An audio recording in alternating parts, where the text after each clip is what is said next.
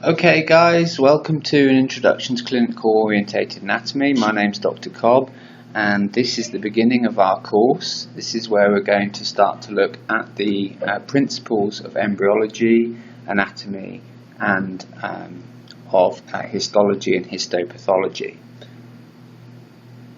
We're going to start off by having an introduction. We have two introductory videos and then we start to go through into the first block material. So the first thing we're going to talk about, I'm just going to get my highlighter pen so I can highlight some points, is the basic principles of embryology. So what is embryology? Well, embryology is the study of the origin and development of an organism. It begins with the fertilization of an oocyte, ovum, by a spermatozoon, creating something called a zygote. So you'll notice that I've just highlighted these things for you. These are important things for you to remember. And this ultimately begins the next phase, which is the human developmental pathway. And that's what we're going to learn all about. And we're going to learn about these developmental pathways and things that interact with these pathways and some of the pathologies that we see. So within these pathways we have periods. So we have something called a prenatal period, and as the name suggests, this is before birth. 38 weeks from conception to birth is the average fetal age. We have something called gynecological timing, which has been from the last menstrual period and therefore refers to 40 weeks gestational age. Data conception has been difficult to time, and last menstrual period is on average 2 weeks before ovulation.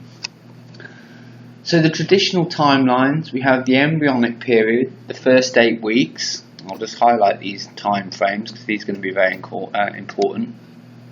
Called the period of embryogenesis. Genesis, the beginning. Embryo, the beginning of the beginning of formation.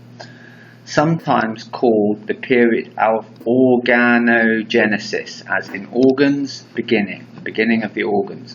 All of the major organs begin to become formed. The fetal period, the remaining 30 weeks, the organs start to grow larger and become more complex. Very important stages of development. Early development is described in stages, focusing on specific morphological characteristics. Stage 1 begins at fertilization, and embryonic development ends at stage 23. And here we can just see on this nice picture, we have age within weeks, and we can see the different stages from the zygote cleaving the blastocyst implants through to the two-layered embryo form, to the formation of the primitive streak, the gastrulation occurring, the neural tubes closing, the insetment of the eye parts, the fingers, formation of the fingers, the limbs, and the cranial-caudal folding. As we go through the weeks, we start to see these stages occur. And then as we come into the later time periods, 9 weeks, 10 weeks, 11 weeks, 12 weeks, 4 months, 5 months, 6 months, 7 months, 8 months, we start to see the different stages. And so we'll go through these as we go into our main portion of embryology. So there's something else that happens which is called differentiation. So during development, cells become specialized as they move from a multipotent cell type towards a cell type with a particular task, such as a muscle cell, a bone cell, a neuron, or an epithelial cell. When the cell becomes more specialized, it is considered to have differentiated into a mature cell. So it's a bit like building. You know, if you're building a house, you've got to have the bricks, you've got to have the mortar, you've got to have the wood. So really, this is the very nitty-gritty of the developmental stages. And so here we can see the zygote, the blastocyst, and we can see the ectodermal layers, the mesodermal layers and the endodermal layers and the germ cells. And so we're going to go through all of this as we go through our course over the next 3 weeks. And so what we can see is that the ectodermal layer is an external layer. Just highlight that for you. And so what I want you to remember is within each of these categories we have certain tissue types, and this is going to be very, very important to help with your histology. So really focus down on this and take away these notes. So the external layer, the ectodermal layer, we have skin cells of the epidermis, neuron of the brain, pigment cells. Within the mesodermal, in the middle, meso, sandwich, we have the cardiac muscle, skeletal muscle, tubal cells of the kidney, red blood cells, smooth muscle in the gut. And then the endodermal, the internal layer, we have the pancreatic cell, the thyroid cell, and lung cell, alveolar cells. And then we also have these germ cells, of course, which are the sperm and the egg. So the formation of shape during development is called morphogenesis. So when you hear the word morpho, to morph, it means to change shape. And morphogenesis means the beginning of the change of shape. Cells are able to change the way in which they adhere to one another. They can extend processes and pull themselves along, migrating to new locations, and they can change their own shapes. In a tissue, there may be a change in cell number, cell size, or accretion of extracellular material. So what happens when morphogenesis doesn't occur necessarily in order? Well, we have something called dysmorphogenesis. This is the abnormal development of structures of the body. It may occur because of malformation or deformation. If the process is required to normally form a structure fail to occur, this results in a malformation, as we can see here, and we will start to discuss. So how does all of this happen? Well, it happens through something called cell signaling. So a signal from one group of cells influences the development of another, adjacent, nearby, or distant group of cells. So cells have to signal, and of course this will be covered in cell biology and biochemistry. In the embryo, the signaling of a vast array of different proteins by different groups of cells allows those cells to gain information about their current and future tasks, be that the migration, proliferation, differentiation, or something else they may need to do. We have something called paracrine signaling. I'll highlight this. I should really highlight all of the main points. So paracrine factors act by signal transduction pathways. And these occur either by activating a pathway directly or by blocking the activity of an inhibitor of a pathway. Paracrine signaling is relatively conserved between species and in general uses 4 groups of signaling proteins, and these namely are the WNT, so these are the ones you're going to need to know, hedgehog, not Sonic the Hedgehog, we'll talk about the hedgehogs as we go through, fibroblast growth factor or FGF, and transforming growth factor beta, which is also called TGFB. So these are the 4 factors we need to know, all of which are intricately involved in development. So without these pathways, things don't develop, or if we over-activate these pathways, things develop too much. So let's give you an example of that. So WNT. WNT proteins are vertebrate versions of the wingless gene that was first identified in the fruit fly. So named because mutating the gene caused flies to develop without wings. So that kind of just, if I just go back for a minute, as I say, these pathways are really important because, let's just get a pen up here, pen, in order to get from A to B, this is our factory of human development, horrible looking B, A to B to C, we need these pathways, A to be able to communicate with B, B to be able to communicate with C, and so we could say that, for instance, B to C is the stages of the fruit fly development of the wing. Well, if we cut that off, then they won't develop. So WNT proteins, they're versions of the wingless gene, and they're so named because of the mutating this causes the fly to develop without wings. The WNT signals bind to something called frizzled transmembrane cell surface receptors, which is a family of G protein coupled receptors, which hopefully you will remember from your biochemistry. And they are involved in body patterning, cell fate, proliferation and migration. So failures of these systems in humans results in limb, let's highlight these for you, limb, eye, genitourinary and bone development disorders. So major problem. So if we switch off this path, if we don't have this path functioning normally, we lose development of these important things.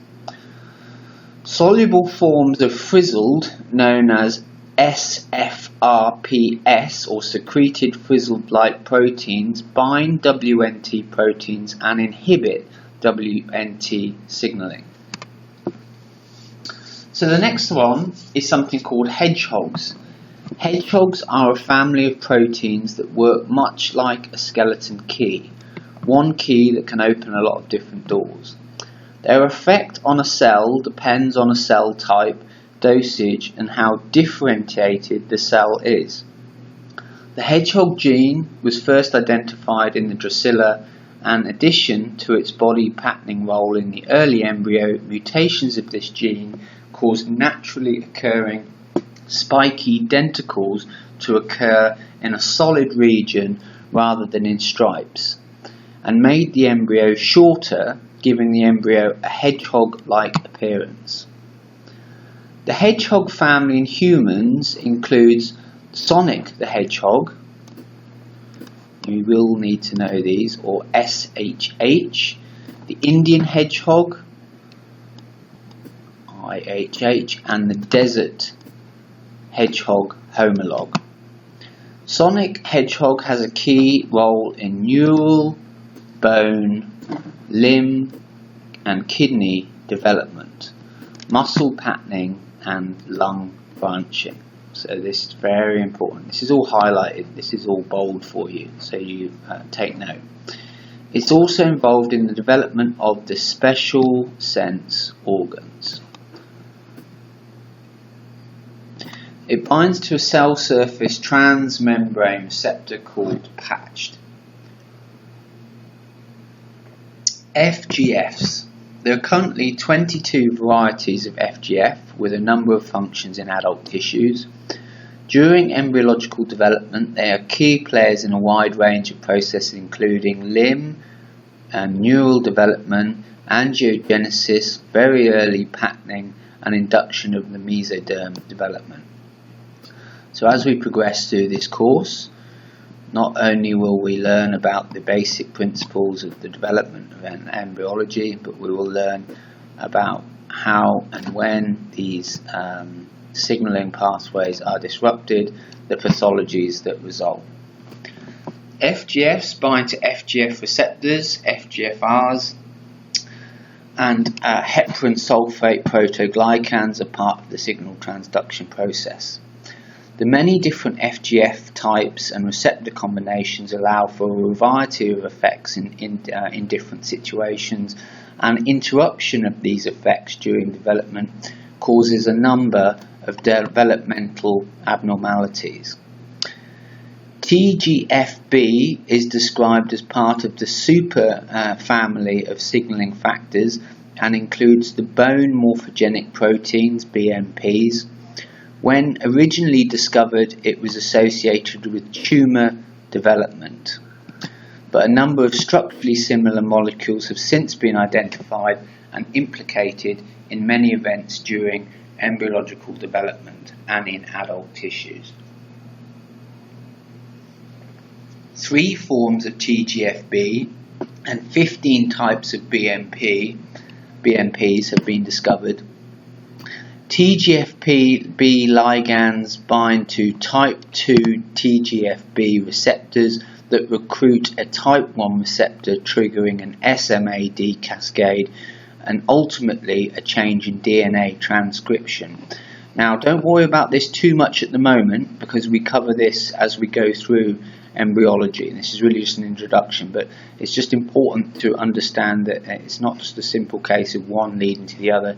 It goes through a number of stages for results to occur, and then if any one of these stages is interrupted, we start to have problems. Juxtacrine signaling is mediated through signal transduction pathways as well, but does not involve diffusible factors. Juxtacrine signaling can occur between adjacent cells or between a cell and the extracellular matrix, and the direct contact and bonds that form have been shown to be vital in a number of developmental processes, including the neural system and the heart, which we'll start to learn about. The notch. Early research into the notch was also performed in the Drusilla fruit fly, where this gene was initially discovered. In development, this gene has great importance in the stage of cell differentiation and inducing specific cell clusters that lead to neuron, endothelial, cardiocyte and T-cell development, to name a few.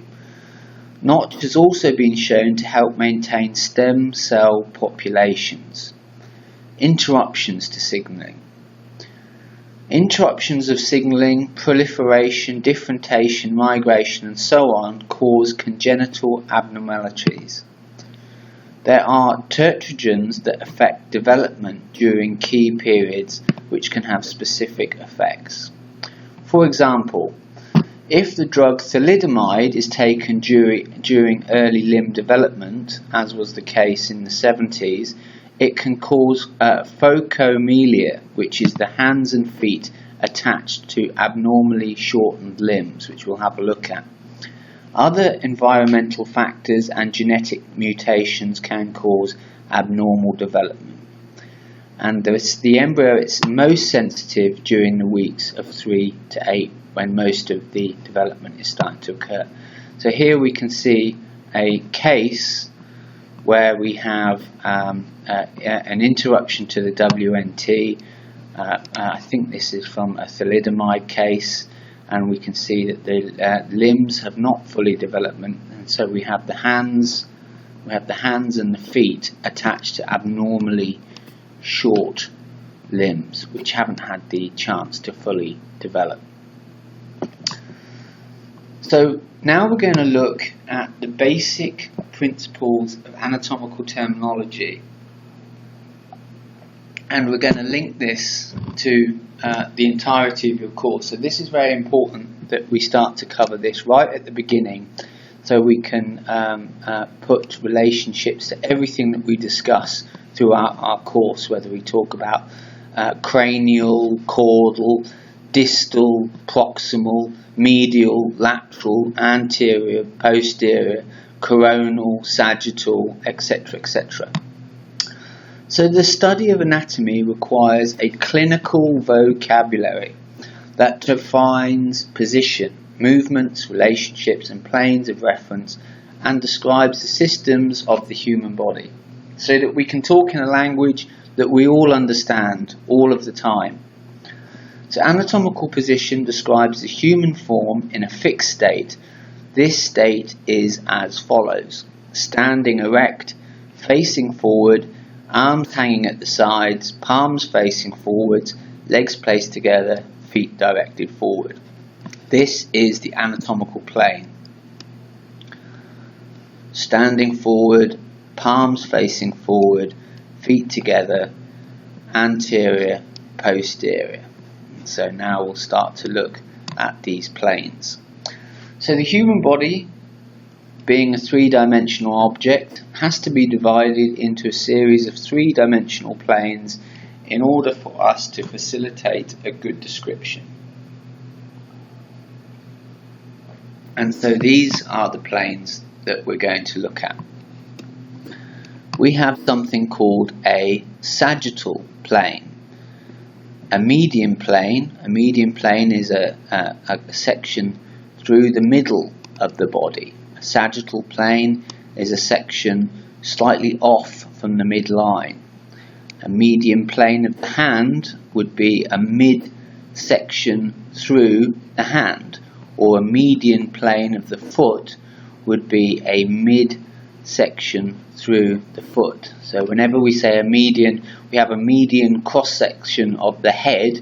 We would have a crossed median plane of the head. We have something called a frontal or a coronal plane, and as you can see in the anatomical position, a frontal coronal plane transects the body as such. A transverse or an axial plane, transverse or axial, traverses the body, and again we can see another example of a coronal plane of the foot. So these planes are going to be very, very important, especially when we go through our anatomy lab videos and we start to discuss things in detail. Sectioning. The sagittal plane divides into right, left, median or mid-sagittal, exactly down the middle, or parasagittal. Frontal or coronal plane divides into an anterior and posterior, as we can see, anterior and posterior. Transverse or horizontal plane divides into an superior and inferior. This would be the superior, this would be the inferior aspect. And oblique, diagonal cuts between a horizontal and an oblique vertical. Relationships and terminology. Anterior, ventral, nearer the front. Posterior, dorsal, is nearer the back. Superior, cranial, is upper, nearer the head. So cranial, head. Remember. Inferior, caudal, downward near the feet. So caudal towards the tail end. Cranial towards the head end. Medial and lateral. Medial towards the midline or the median plane, and lateral farther from the midline or the median plane. Proximal is nearer to a reference point. Distal is away from a reference point. Superficial is closer to the surface. Deeper is deeper from the surface. And rostral is nearer the anterior part of the head. We also have a palmar surface, the surface of the hand and fingers corresponding to the palm. The plantar surface of the foot and the toes corresponding to the sole. And the combination of terms are used. So here we can see some nice examples of this all brought together. So here we have the planes, transverse plane, the sagittal plane, the coronal frontal plane, and here we have in the anatomical position we have examples of proximal, distal. If this is the reference point, this hand is distal to the reference point. If this is the reference point, the foot is distal to the reference point. Or we could do the other way around, where the region of the groin is proximal to the reference point. Cranial and caudal. One can say that the elbow is more cranial to the hand, in relationship to the hand, etc., etc. Medial and lateral. medial towards the midline, lateral away from the midline. Anatomical terms of motion. This describes motion in relation to the anatomical position and various localized dimensional planes. It can occur at articular surfaces or non-skeletal structures with movement. So here we have the different examples. We have flexion and extension at the shoulder joint. We have flexion and extension at the elbow joint. We have flexion and extension at the extension at the vertebral column.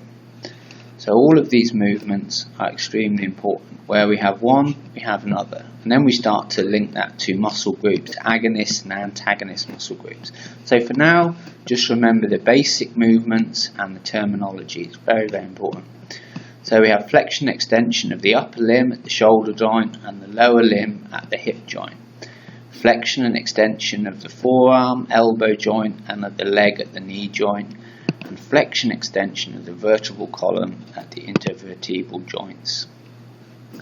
Well, of course, we also have flexion and extension of the hand and the foot. So in that region of the hand, we have the extensor muscles of the hand, of the forearm, and the flexors of the forearm, which are responsible for extension and flexion of the hand at the wrist.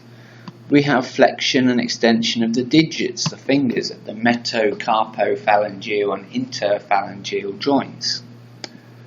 We have opposition and reposition of the thumb at the carpo-metacarpal joint and little finger at the metacarpophalangeal joint. We have something called supination and pronation. This is the turning of the hand inwards and outwards.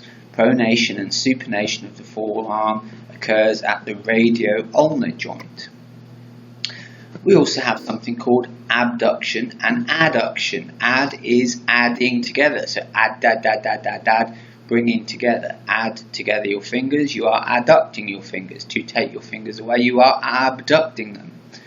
Abduction and adduction of the first, second, fourth, fifth and fifth digits at the metacarpophalangeal joints, and adduction of the third digit at the metacarpophalangeal joint.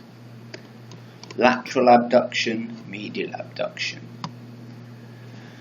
The thumb is rotated 90 degrees relative to other structures. Abduction and adduction at the metacarpophalangeal joint occurs in a frontal plane. Flexion and extension at the metacarpophalangeal and interphalangeal joints occur in sagittal planes opposite to these movements at the other joints. So the thumb is very, very clever because it has abduction, adduction, extension and flexion. So the thumb, and you think about, if you look at your hand and you flex your fingers and you think about the additional movements that your thumb can do. We also have some other movements. We have abduction and adduction of the right limbs and rotation of the left limbs at the glenohumeral and hip joints retrospectively. So what we can see here is we can see abduction and adduction of the shoulder and abduction and adduction at the hip. And we can also see the turning inwards and turning outwards of the upper and lower limb. This is called lateral external rotation and medial internal rotation. So if you're turning inwards, it's medial rotation. If you're turning outwards, it's lateral rotation. With the lower limb, we have lateral rotation and medial rotation. And this will be important when we start to talk about things like valgus and varus deformities. It's all to do with rotation. There's something called circumduction. Circumduction is, as the name would suggest, circle.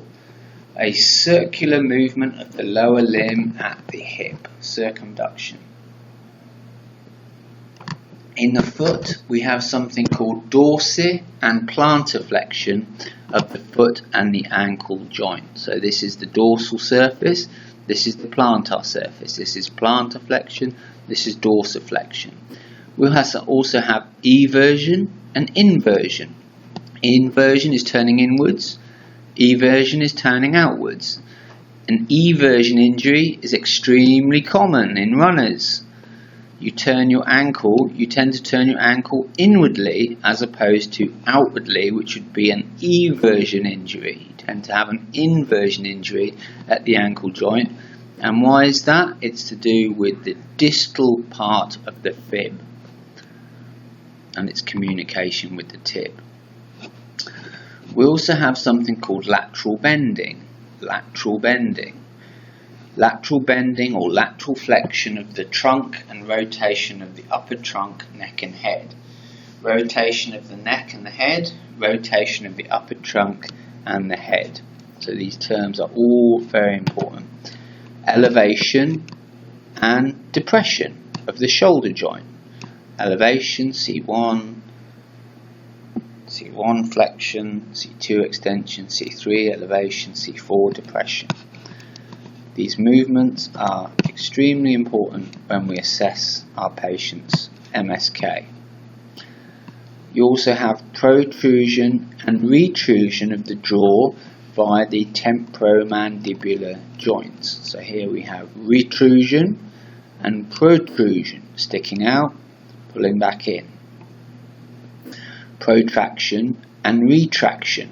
This is a nice example when we think about the relationship of the scapula and the shoulder joint.